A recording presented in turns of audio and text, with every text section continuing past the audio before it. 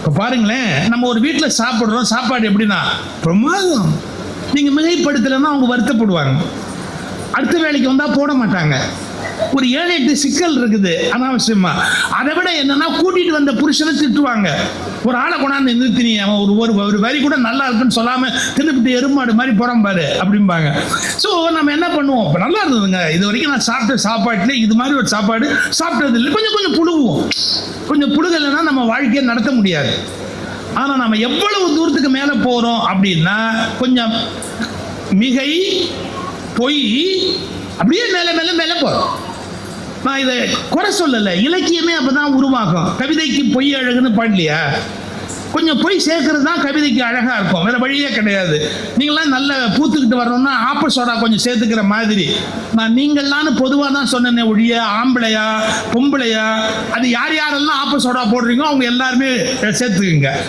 அதில் போய் நான் தலையிடுறதுக்கு தயாராக இல்லை. அது கொஞ்சம் போட்டால் பூத்துக்கிட்டு வரும் பார்த்தீங்களா, அது மாதிரி கொஞ்சம் ஆப்ப சோடா போடணும் கவிதையில். இப்போ வீட்டில் குழந்தை அழுவுது, அம்மா தாலாட்டு பாடுற போது என்ன பாடுவாங்க? குழந்தை அழுத கண்ணீர் ஆராய் பெருகி வர. இதை விட அண்ட புழுகு ஆகாச புழுகு இருக்குதா? எங்கேயாவது ஆறு வருமா? வந்தால் காவிரி தகராறே நமக்கு வராது. 2 குழந்தைய கிள்ளி விட்டா போகிறோம், அது பாட்டுக்கு ஆறா பெருகி வரும்.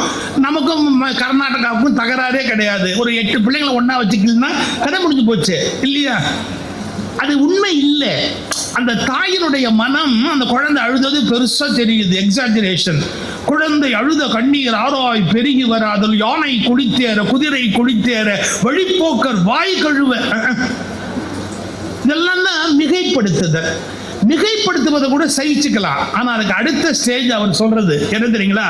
பொய்களை நியாயப்படுத்துதல். இந்த வித்தியாசத்தை நீங்க புரிஞ்சுக்கணும்.